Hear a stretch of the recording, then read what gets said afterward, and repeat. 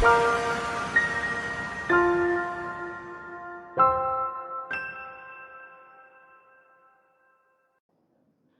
noong bata pa ako ay yearly ay umuwi kami sa Ilocos and Abra.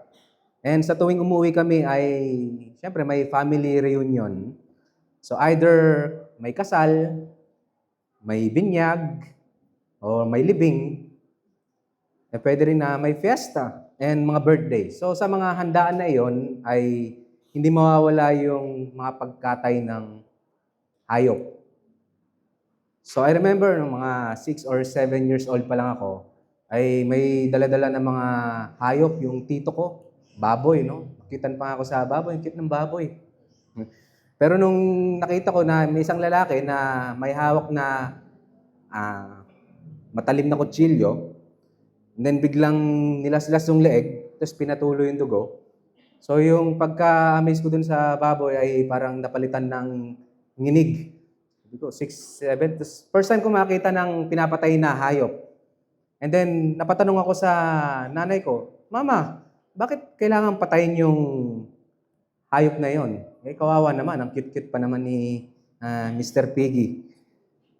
Pero nung sinabi sa akin ng nanay ko na pagka hindi papatayin yung baboy na yan, ay wala tayong kakainin. So imagine kasi yung angkan namin ay napakalaki. So yung tatay ko, siyam sila magkakapatid. And then average na anak ng mga kapatid ng tatay ko ay 4 to 5. So ibig sabihin, kami pa lang yung magpipinsan sa father's side. Yan mo pa yung mga kapatid nung lolo ko. So pagka pinagsama-sama, baka mas marami pa sa BBCC yung family reunion namin. So, ngayon pagka susundan ko yung tanong ko, so sige, I get it, Mama, kailangan patayin para may pagkain tayo. Pero sapat ba yan, yung baboy na yan, para sa ating lahat? And then sinabi niya, meron pa naman, may mga baka pa dyan, may kambing, kung gusto mo may aso pa. So kasi yung mga tito ko mahilig sa aso. Pero sa pagkakaalam ko, wala namang aso. So manok. So lahat ng yun ay pinagkakatay para sa amin. So kailangan at naging sapat. So dito sa passage na aaralin natin ay marami kayong mababasa about dugo, patay. So 6 na beses na mababasa niyo yung dugo, and then 3 beses yung mga patay o mamatay. So imagine yung experience ng isang Old Covenant Israelites na bata, and then sa tuwing nasasaksihan niya yung pagkatay, yung madugong senaryo, ay ano kaya yung nararamdaman ng bata?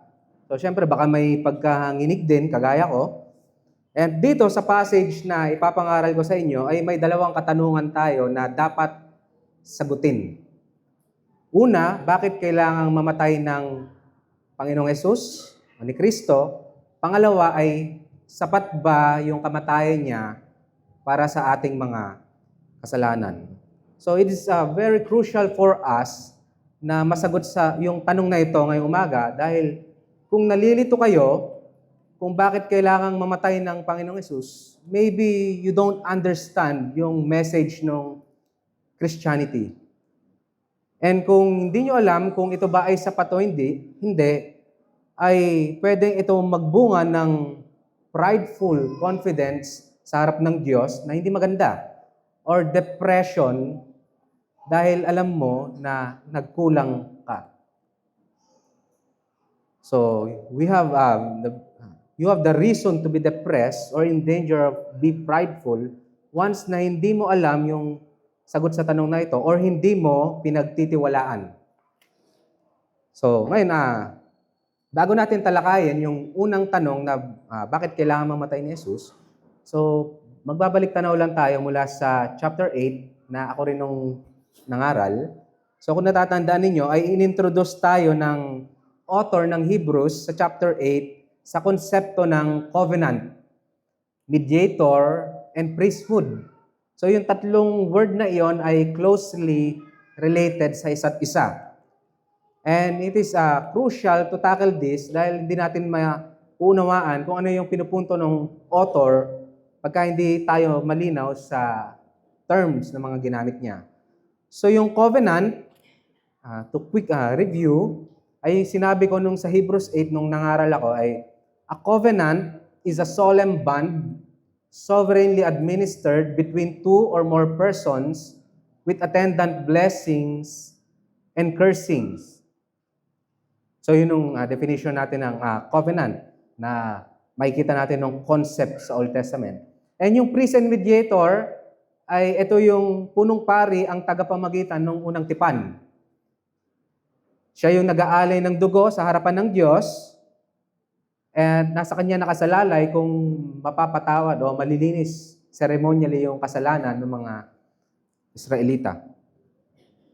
So ngayon, kailangan ito dahil ini-introduce ng author ng Hebrews yung a new dimension nung pagkamatay ng Panginoong Hesus na hindi pa niya tinatakel sa mga nakaraang chapter.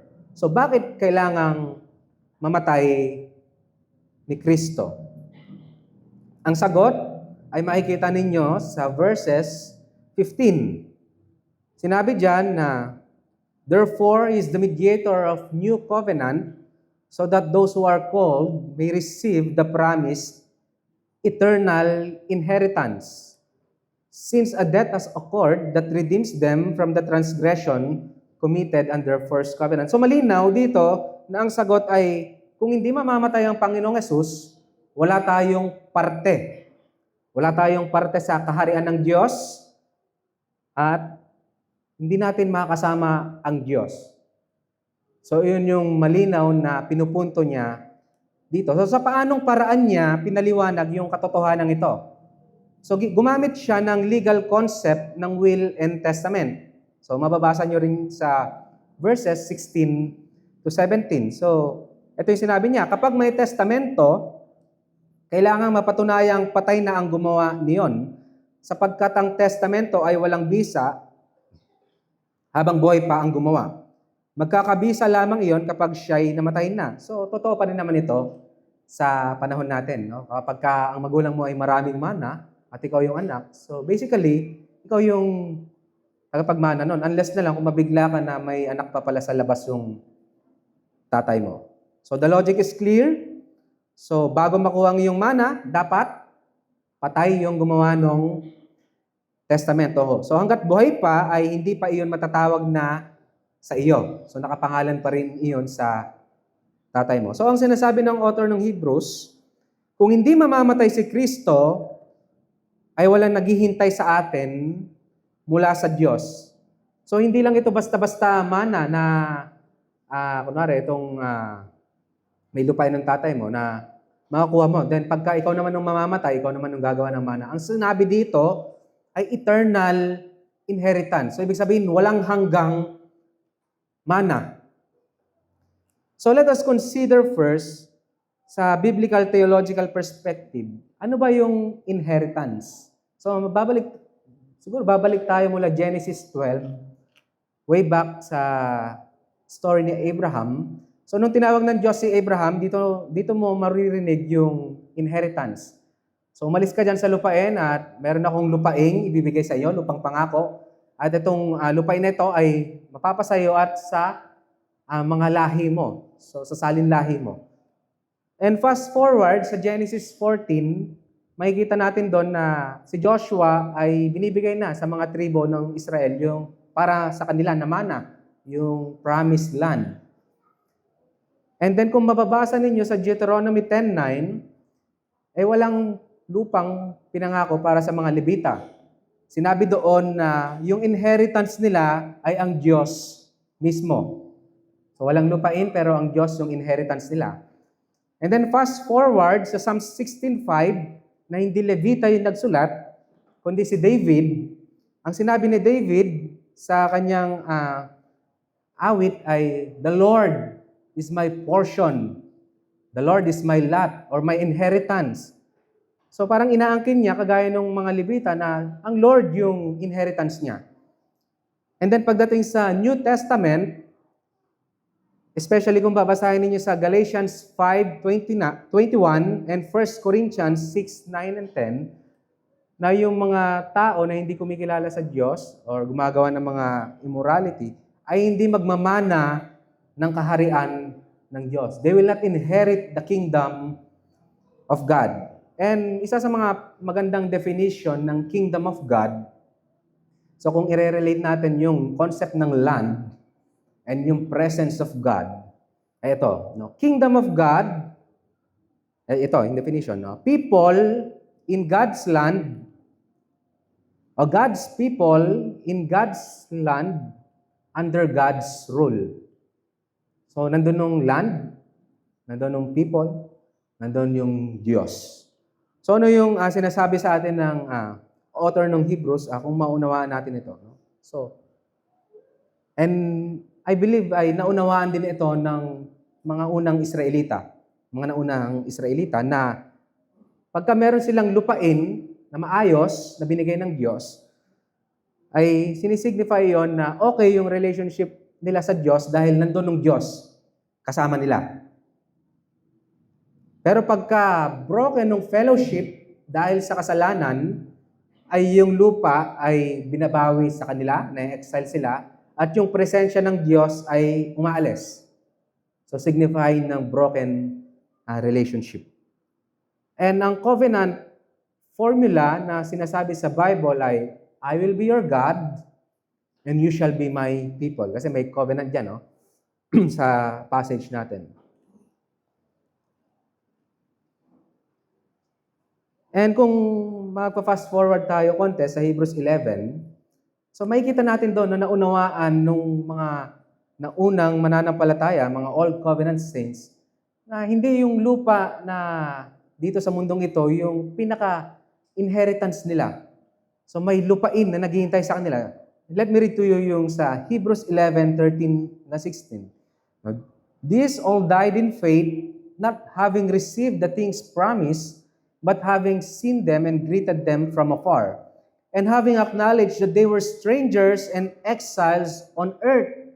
For people who speak thus make it clear that they are seeking a homeland. If they had been thinking of that land from which they had gone out, they would have had an opportunity to return. But as it is, they desire a better country, that is a heavenly one. So yung inheritance na nilolong ng mga Old Covenant saints ay heavenly. And therefore, God is not ashamed to be called their God, for He has prepared for them a city. So to be in God's land is to be in fellowship with God. And yan ang ultimate purpose kung bakit tayo naririto. Ang makasama at makapiling ang Diyos sa kanyang kinaroroonan.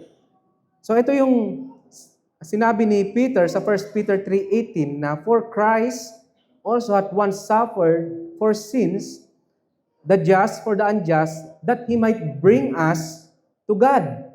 So para ang Diyos yung maging inheritance natin, ay kailangang mamatay ni Kristo.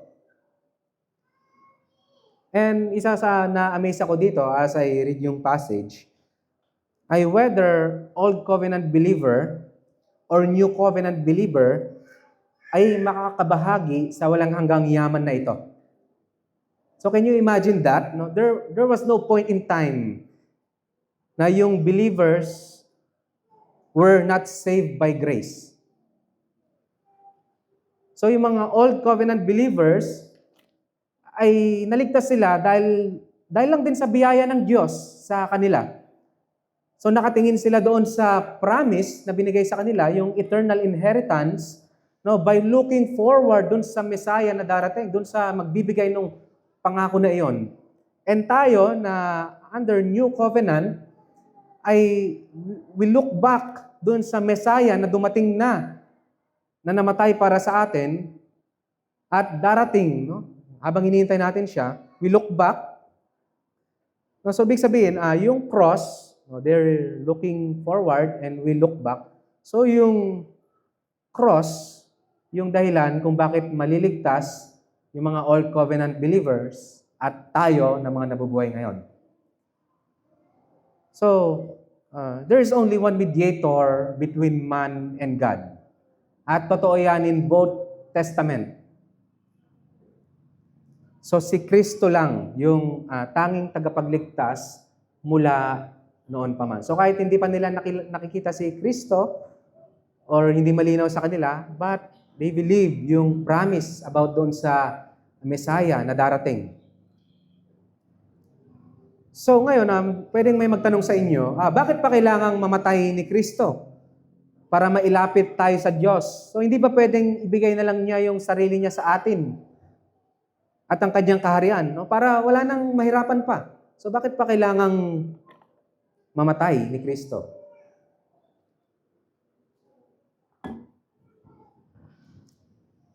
Kasi sinabi doon sa verse 22, without the shedding of blood, there's no forgiveness of sins. So merong ano yung pinakarason kung bakit hindi tayo pwedeng pumasok ng basta-basta doon sa kaharian ng Diyos na, Lord, papasok ako so, para makasama kita. So bakit ganon, no? Kasalanan. So yung kasalanan ng dahilan kung bakit hiwalay tayo sa Diyos. Kasalanan ng dahilan kung bakit hindi pwedeng makipag-fellowship ang banal na Diyos sa mga tao na nagre-rebelde sa Kanya. So kailangan tayong mapatawad at malinis sa ating kasalanan. Kaya dahil diyan, ang Panginoong Hesus ang namatay. Yung dumanak yung dugo niya. So, paano pinagtibay ng author ng Hebrews yung kanyang argumento na kailangan may dumanak na dugo para sa kapatawaran ng ating kasalanan? So, kung kaganina ay yung ginamit niya ay legal image, ngayon ay gumamit siya ng religious image in the context of covenant. So, yung kanyang tinutukoy dito ay makikita natin sa Exodus 24, verses 3 to 8, kung saan napagtibay yung tipan sa pagitan ni Yahweh at ng mga Israelita pagkatapos mawisikan ng dugo at yung mga bagay-bagay. So, yung mga tao at yung mga bagay-bagay. So, may pinatay na hayop, and then winisikan ng dugo, and then napagtibay yung tipan. So, ano yung tinuturo ng imahe na ito sa atin? No, yung initiation ng covenant, yung binding between God and His people. So, ipinapakita ng imahe na ito na seryoso yung Diyos sa pagkikipagtipan niya sa kanyang bayan. So, tanda natin yung kaganina, yung definition, yung solemn bond. So, may kaseryosohan. So, ano ba yung sinisimbolo ng dugo at patay na hayop sa seremonyang iyon? So, ano ba yung sinasabi ng Diyos sa tagpong iyon na bakit may kailangang mamatay? So, for example, pumunta tayo doon sa covenant making ni Lord at ni Abraham sa Genesis 15. And I believe ito yung pattern na gamit, no? Makikita natin yung concept ng covenant. Sa Genesis 15 ay pinakuha ni Lord si Abraham ng mga hayop. And then, so nung nakuha ni Abraham yung mga hayop, no? Hatiin mo sa dalawa. So sabi, chop-chopin mo. So pagka chinap-chop, syempre, so patay. At may dugo, syempre, dahil hati sa dalawa So ngayon, nung napagod si Abraham, nakatulog, so doon sa panaginip niya ay nagpakita si Yahweh sa pamamagitan ng may lumitaw na palayok na umuusok at na maningas na sulo. So yung ginawa ni Yahweh doon sa panaginip ni Abraham ay pumunta siya doon sa gitna ng mga patay na hayop. So nilaktawan niya. So ang ibig sabihin noon, doon sa time nila, ay sinasabi ni Yahweh kay Abraham na kung hindi ko tutuparin yung mga ipinangako ko sa tipan na ito, ay ganito nawa yung mangyari sa akin o yung nangyari sa hayop na ito. So in short, mamatay nawa ako. So ganun kaseryoso si Lord, no? Sa pagtupad ng kanyang pangako sa tipan. So ngayon, fast forward, covenant making sa Israel, may pinatay na hayop, winisik. So, tas merong sinabi ng mga Israelita, pagkatapos sabihin ni Moses yung mga dapat nilang gawin, no? Gagawin namin ang lahat ng yan. Sa Deuteronomy 28, no? Yan nawa ang mangyari sa amin. So, ibig sabihin, ang sinasabi, as a covenant making, yung pagtagas ng dugo, yan ang mangyayari sa inyo. May kaparusahan kayo pagka hindi kayo sumunod sa tipan na ibinigay ko sa inyo. And alam ng Diyos na hindi 100% makasunod yung Israelita. Kaya siya nagbigay ng mga sacrifices, mga ceremonies patungkol sa kanilang mga kasalanan. Pero kahit yung seremonyang iyon, ay kung babasahin natin, pinrich yan ni Kuya Aldrin sa 1-14, kahit yung mga tumagas na dugo ng mga hayop ay hindi sapat para linisin ng kanilang mga budhi sa kanilang, yung guilty conscience nila dahil sa kanilang kasalanan. So walang nagbabago. Nalilinis lang sila ceremonially, pero ganun pa rin yung nature nila, makasalanan. So kaya ang nangyari ay naparusahan pa rin sila.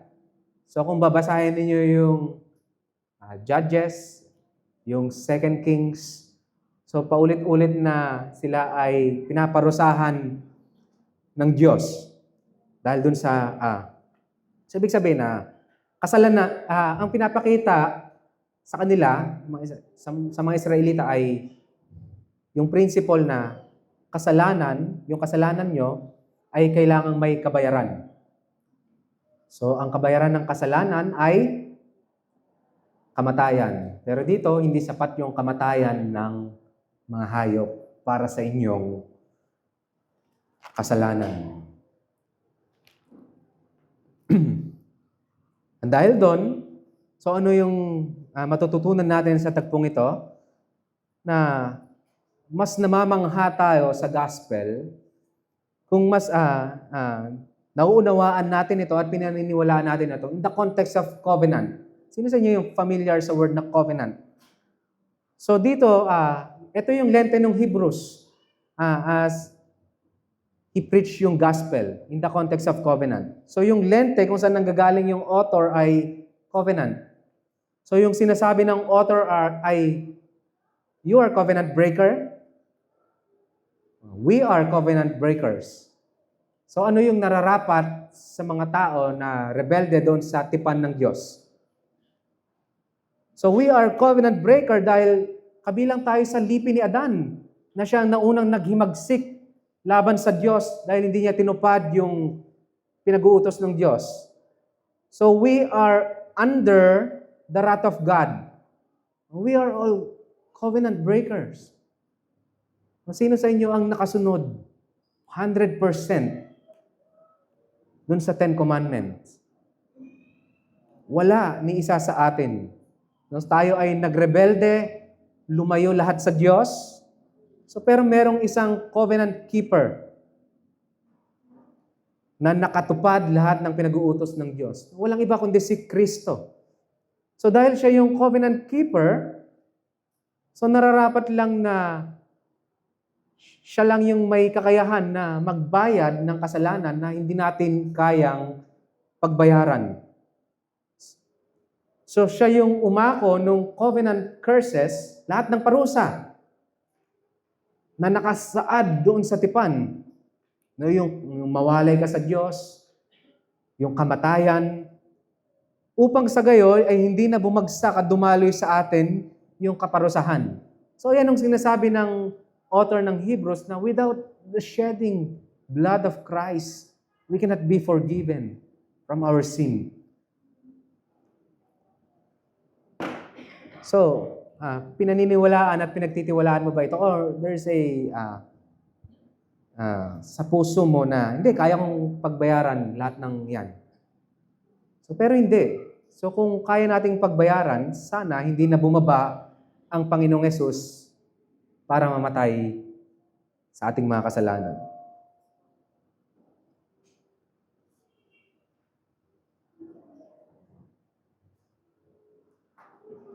And kung kinakailangang may magbayad para sa ating kasalanan, ito ba ay sapat? So that leads us to the next question. So kung kinakailangang may magbayad, sapat ba o kulang? Dapat ba nating dagdagan dahil kulang pa? So ito yung sa verses 23 to 28. So ang kasapatan ng sakripisyo ni Kristo para sa ating mga kasalanan. So bakit sapat ang sakripisyo ni Kristo? So sinabi doon sa verses 23 and 24, because Christ's blood purified the heavenly sanctuary. So marahil may nagtatanong sa inyo dito na sa inyo, bakit kailangan linisin pa yung ng kanyang dugo yung kalangitan kung nasaan ang presensya ng Diyos? Hindi ba't malinis na ang kalangitan kung nasaan ang Diyos? Ibig sabihin ba nito ay marumi yung langit na dapat linisin pa ng dugo ni Kristo? Kasi yun ang sabi, He purified the heavenly sanctuary by His blood. Pero before we jump into the conclusion, ay kailangan muna nating maunawaan kung saan nanggagaling yung author. Ano ba yung pinaghahambing ng author dito sa tagpong ito? So yung ginagawa niya ay pinaghahambing niya yung ginagawang paghahandog ng mga pare doon sa earthly tabernacle ng Old Testament, kung saan hango yung heavenly tabernacle sa langit. So merong copy, yung earthly tabernacle, merong original, yung heavenly tabernacle. So yung sa tabernacle ng nasa lupa, ang mga pare ay kailangan mag-alay ng dugo at wisikan ng mga kagamitan para maituring na malinis. So ginagawa nila yan tuwing Day of Atonement. So may papatayin, wisikan, then dadalhin ng dugo doon sa presensya ng Diyos. And then doon ay alay niya para sa kasalanan ng buong Israel. Pero dito, sinabi niya na inaalay ng pare yung dugo dahil yung tabernacle ay nakakontaminate ng kasalanan. So kaya nag-aalay yung mga pare dahil, una dahil sa kasalanan ng tao, pangalawa dahil sa kasalanan ay nakakontaminate yung tabernacle kung saan nananahan ng Diyos. So bago manahan ng Diyos sa kanila ang kalagitnaan, meaningfully, kailangan ma-cleanse muna ng dugo yung lugar. So yung sinasabi ng author ng Hebrews, kung yung mga unang pari ay may inaalay, meron din namang inalay si Kristo.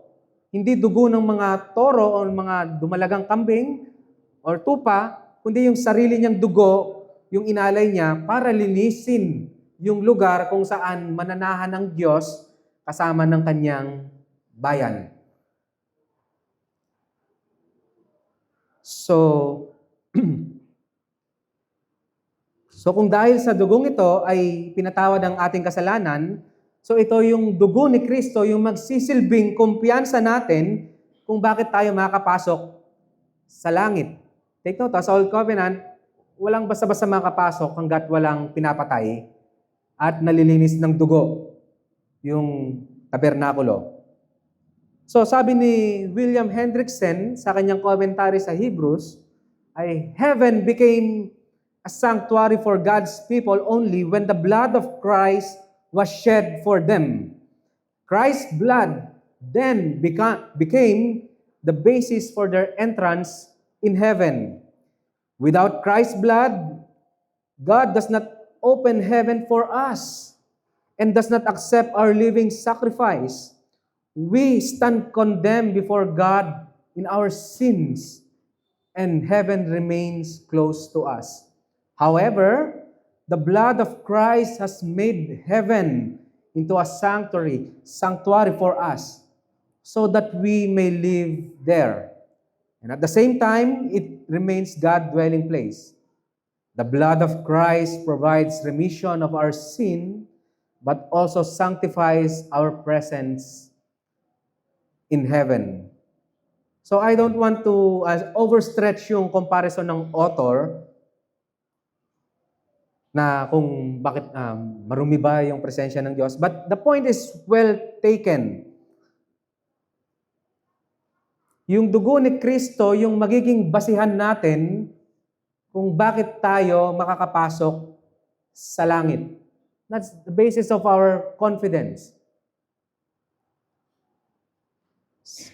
So, sapat na yung dugo ni Kristo para dun sa kabayaran ng ating kasalanan. Ito yung sinasabi ng author ng Hebrews. Ngayon, kung kayo yung tatanungin ko, pag kayo ay namatay, o kunin ng Diyos, huwag naman sana.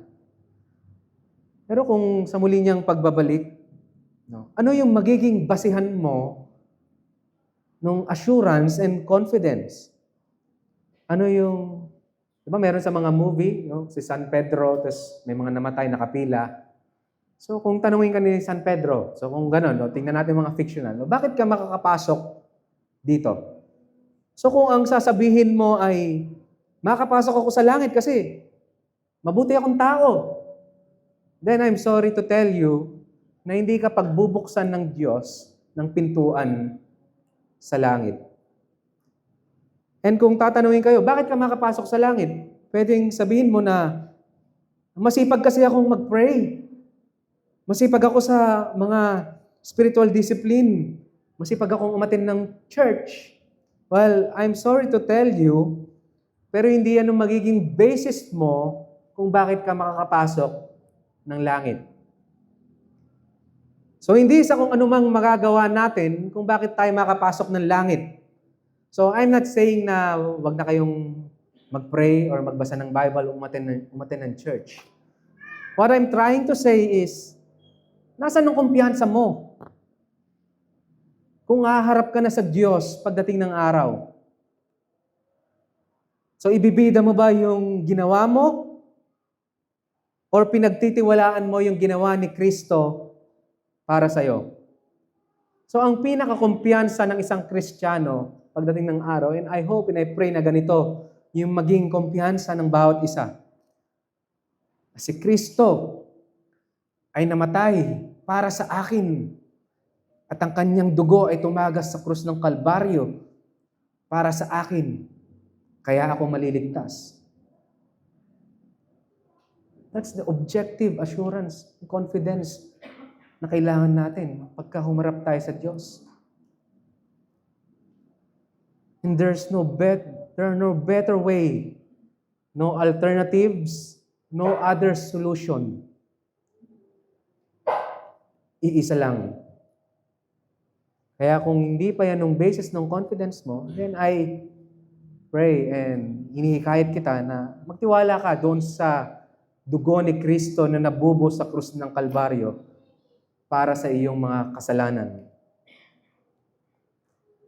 So kung papaano yung mga pari ay pagkatapos nila mag-alay ay lalabas na sila sa dakong kabanal-banalan at babalik muli pagkalipas ng 1 taon.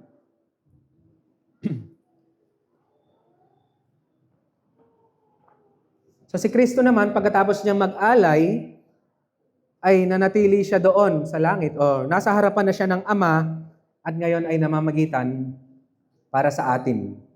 So ibig sabihin ba nito ay minsanan lang yung pagsasakripisyo ni Kristo? Kasi yung mga pari sa lumang tipan, after nila mag-sacrifice, ay lalabas na sila. And then, Lord, see you next year, after 1 year. Pero si Kristo Jesus ay nasa langit na, hindi umalis. So bakit sapat ang ginawa ni Kristo? Sabi sa verses 25 and 26, because it is a sacrifice once and for all.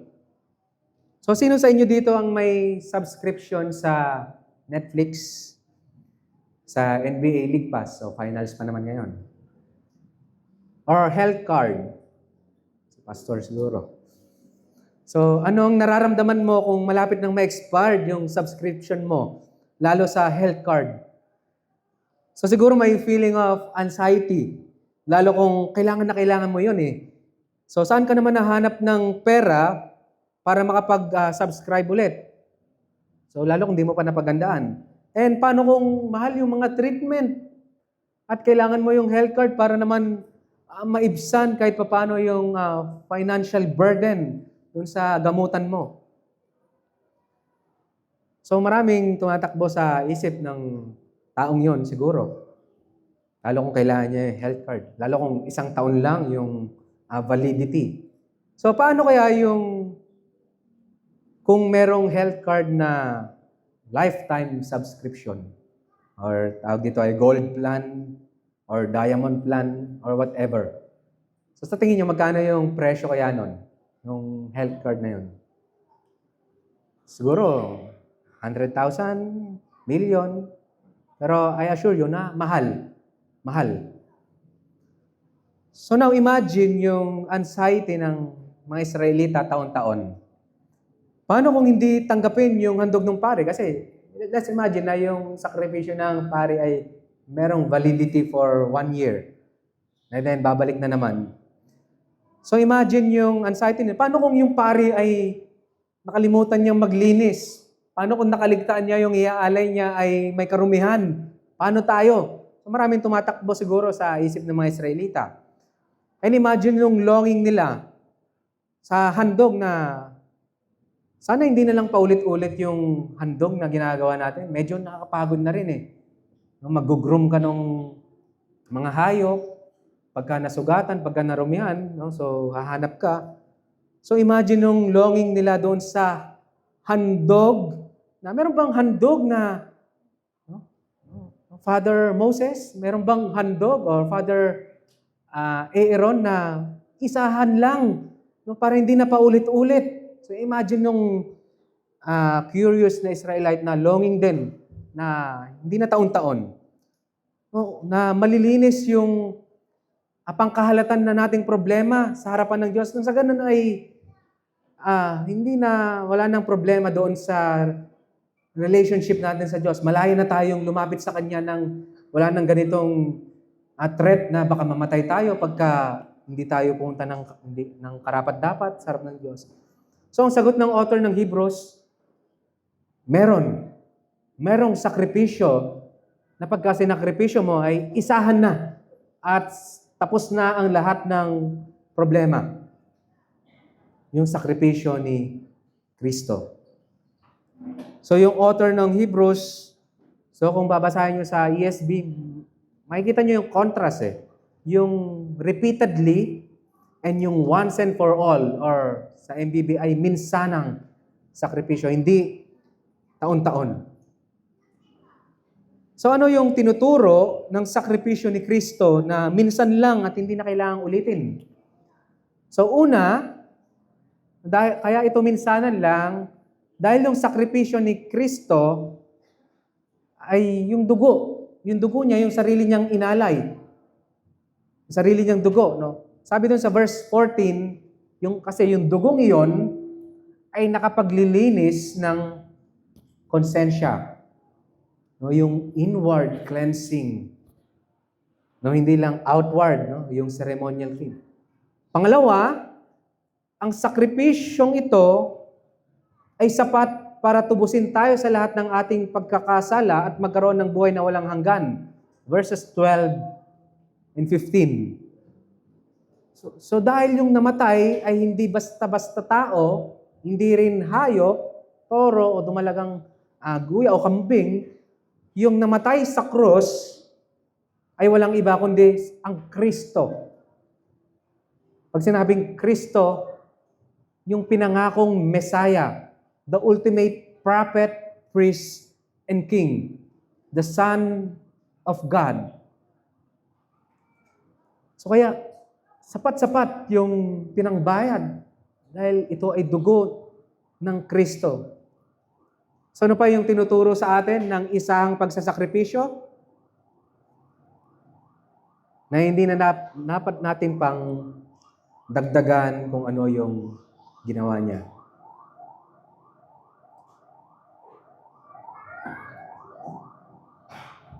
So no amount of good works, no number of sufferings ang may dadagdag o may ambag natin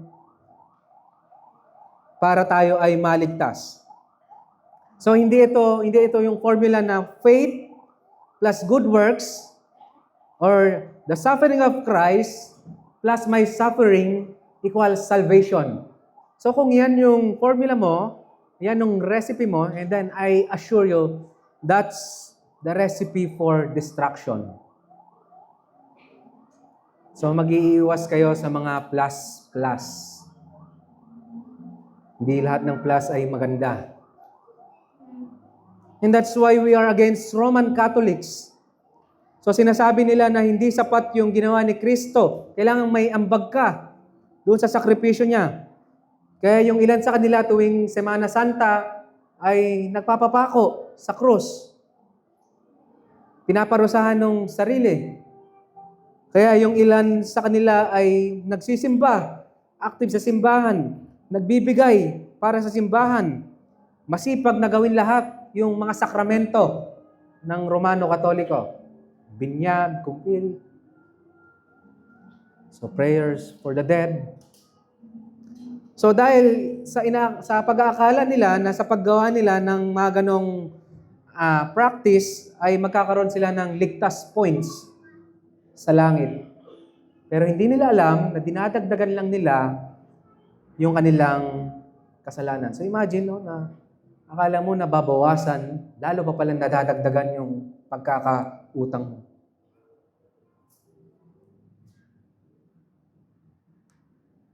And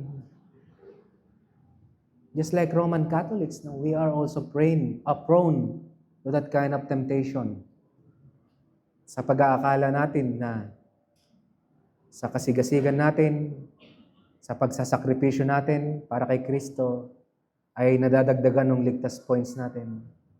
Then, ginawalang bahala mo rin ang ginawa ni Kristo para sa iyo. So, it is finished, sabi niya doon sa cross. So, wala nang dapat pang gawin.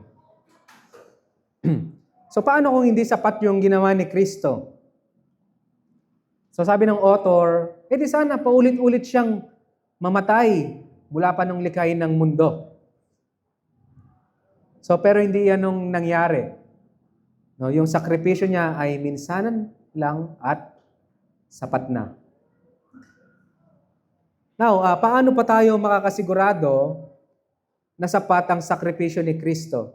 No, sapat na para dalhin tayo sa walang hanggang kasiyahan sa presensya ng Diyos. Na kung yung pari ng Old Testament ay may expiration, 1 year, paano tayo makasisigurado na yung ginawa ni Kristo ay malulubos yung kaligtasan natin hanggang sa kanyang pagbabalik o sa walang hanggan? So this will lead us to the final point. Verses 27 and 28. No? Sapat na yung ginawa ni Kristo dahil ito yung magiging basihan niya doon sa kalubusan ng ating kaligtasan. So, inihambing ng author ang kamatayan ni Kristo sa kamatayan ng tao. So, ang tao ay minsan lang mamatay. So, with the exemption, of course, nila Lazaro na binuhay mula sa mga patay o yung binuhay ni Elisha doon sa Old Testament. So, yun yung argument ng author ng Hebrews. Kung minsanan lang mamatay ang tao, minsanan lang din namatay si Kristo para sa tao, para sa atin. So ngayon, may maririnig tayong kasabihan na God is the God of second chances. Narinig niyo na po ba yun? So maybe ang ibig sabihin nila ay God is patient with you, with us, na binibigyan niya pa tayo ng pagkakataon na manumbalik at makapagsisi. Then, if that's the ibig niya sabihin, then valid naman. God is patient with us. Pero sa binasa natin na kung ang tao ay pagkatapos niyang mamatay sa mundong ibabaw na ito ay sinabi doon ay paghuhukom na. And then, alam natin na kung ang taong yun ay wala kay Kristo, masasabi mo ba na meron pang second chance para dun sa taong yun? So, I think the verse is clear enough na wala nang second chance. Dahil ang sinabi doon ay paghuhukom. So, kapahamakan na naghihintay doon sa taong yun. So, ang may buhay na pag-asa lamang sa hinaharap ay ang mga buhay pa at nananabik sa pagbabalik ni Kristo. Kaya sa verse 27, pinabubulaanan ng bersikulong ito yung mga paniniwala na magre-reincarnate ka. Kung ikaw ay naging mabait sa lupa, ay sa susunod mong buhay ay pwedeng maging maganda yung kalalagayan mo. Pwede kang maging isang hari, reyna, isang maging mayaman na politician. Pero pagka ikaw ay naging masama, then ang next life mo ay pwede kang maging ipis, lamok, surot, gamo-gamo. So, ganon yung iba paniniwala ng ilan. So, pinabubulaanan din ng verse 27 na kapag namatay ang isang tao ay maglalaho na lang siya na parang bula, na walang conscious existence after death, na mawawala ka lang ng basta-basta. Pero ang tinuturo ng Biblia ay walang hanggang kaparusahan ang naghihintay sa mga taong hindi naniwala at sumunod sa Diyos. So may conscious existence. No? Yung mga naghimagsik laban sa Diyos. So pinabubulaanan din ng verse 27, yung turo ng Romanong Katoliko na pagka ang tao ay namatay, lalo kung may kasalanan pa siya na dapat malinis, ay pupunta siya sa purgatorio. At kapag doon ay ipopurge siya, lilinisin, kapag dinadasalan yung taong namatay na iyon. So, malilinis siya. So, pagkatapos niyang malinis ay ma-purge, ay pupunta na siya sa langit. So, ang lahat ng paniniwalang ito ay naglalayo sa mga tao na manabik at magalak sa muling pagbabalik ni Kristo. So, yung sinasabi ng author ay hindi babalik ang Panginoong Hesus dito para mamatay. Pero siya ay babalik upang lubusin yung pagliligtas ng mga nagtitiwala sa Kanya. So, possible lamang na lubusin niya yung kaligtasan kung yung binayad niya sa krus ng Kalbaryo ay sapat na.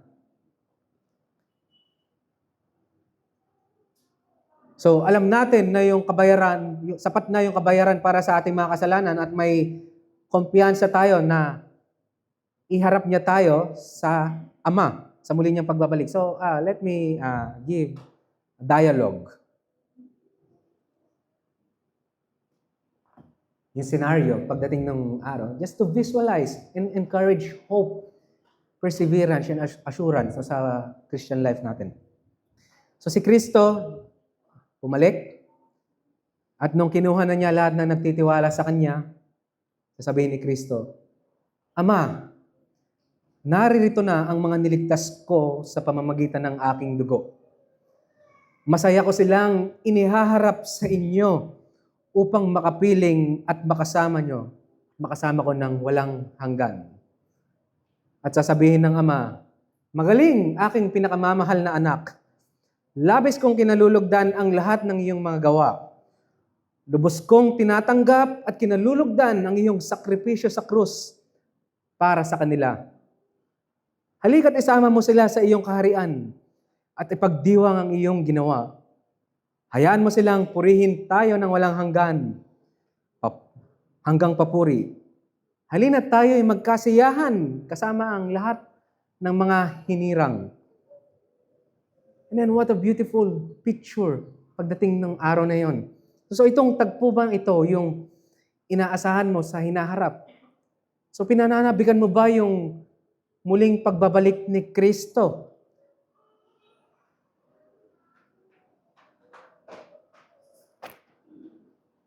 And how we long for that day, no, kung saan sa muli niyang pagbabalik, no, wala nang sakit, wala nang hirap, wala nang kasalanan. No, how we long for that day na makasama natin yung tumubos at nagligtas sa atin. And yan yung buhay na pag-asa natin, mga Kristiyano. No, kaya tayo naririto. And could it be na pagka wala itong pagkapanabik na ito sa muli niyang pagbabalik, could it be na ang problem ay masyado tayong napapako sa inaalok ng mundong ito?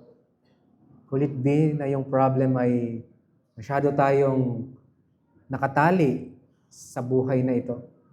na nalulose sight natin, yung naghihintay na buhay para sa atin, no, sa piling ng Diyos. But that's how it is. Our view of the past affects how we view the present and the future. So kung yung past, by looking back doon sa ginawa ni Kristo ay sapat na, then it affects how we live in the present and how we view the future. And how you view the future depends on how we view the past.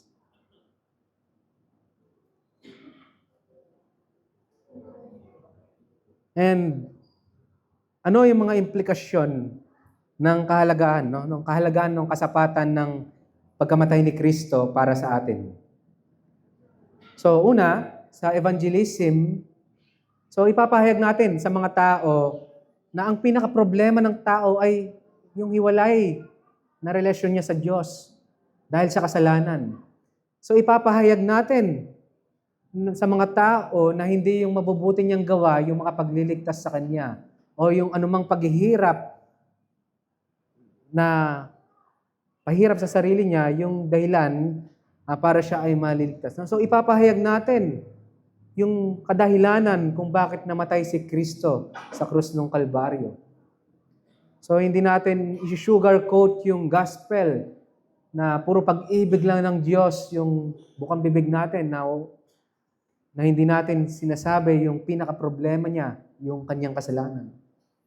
And kung ikaw ngayon ay naririto at wala pang relasyon kay Kristo, so hinihikayat kitang maniwala at sumampalataya sa Kanya. Now, there's no second chance after death. Malinaw yan sa binasa natin sa Hebrews 9:27. So habang buhay ka pa, binibigyan ka ng Diyos ng pagkakataon na makapagsisi at maniwala sa Kanya. So lumapit ka sa Kanya ngayon at humingi ng tawad. And implication nito sa ating Christian life, no? So malinaw yung kahalagahan at kasapatan ni Kristo, yung pagkamatay ni Kristo, ay dapat nasa sentro ng ating pananampalataya. No? So it is very crucial for you and for me kung saan nakasentro yung pananampalataya mo and ko. So kung nag-lose sight ka dito sa mahalagang aspeto na ito, so if you lose sight kung ano yung at kung sino yung namatay para sa iyo at kung ano yung ginawa niya, then that's the moment na you will lose sight and you lose sight and you will look to something else na magiging basis ng assurance and confidence mo. So pagka nilihis mo yung paningin mo kay Kristo, then it's either titingnan mo yung sarili mo o kung ano yung magagawa mo. And then that's the beginning na magtiwala ka sa sarili mo, maging prideful ka, or ma-despair ka dahil alam mo, hindi mo namang kaya. So look to Christ, no, yung ginawa niya at kung sino siya. And then yung implication neto sa corporate worship natin, so ang kahalagahan sa worship natin nung kasapatan ng kamatayan ni Kristo ay yung rason. Ito yung rason, no, kung bakit tayo nagsasama-sama tuwing linggo. No, para paalalahanan ng bawat isa na magpatuloy na maniwala at manampalataya sa Kanya. So ito yung main reason kung bakit natin sineselebrate sama-sama yung Lord's Supper. So itinutuon tayo ng mga elementong ito, ng mga kinakain na iniinom natin, doon sa ginawa niya sa krus. So ito yung dugo niya na nabubos sa krus ng Kalbaryo alang-alang sa atin. Ito yung katawan niya na nahagupit para sa atin. And then, itinutuon din ng mga elementong ito yung atensyon natin sa hinaharap na gagawin natin ang mga ito hanggang sa muli niyang pagbabalik. So ito yung dahilan kung bakit tayo maawit ng sama-sama tuwing linggo para ipagdiwang yung ginawa niya para sa atin. So ito yung dahilan kung bakit tayo nananalangin ng may pagpapasalamat. Ito yung dahilan kung bakit humihingi tayo ng tawad sa Diyos kapag tayo ay nagtitiwala sa ating mga sarili. So ito yung dahilan kung bakit meron tayong pagpupuri tuwing linggo. Dahil lamang sa biyaya niya para sa atin. So let me tell you again, before I end, napakahalaga ng ginawa ni Kristo para sa atin, sa ating mga kasalanan. At ito'y sapat na. Tayo yumukot manalangin. Aming Diyos, aming Ama, we thank you, Lord, dahil wala na kaming dapat gawin pa sa aming kaligtasan. We thank you, Lord, dahil even though we are rebellious, we don't deserve any good things from you.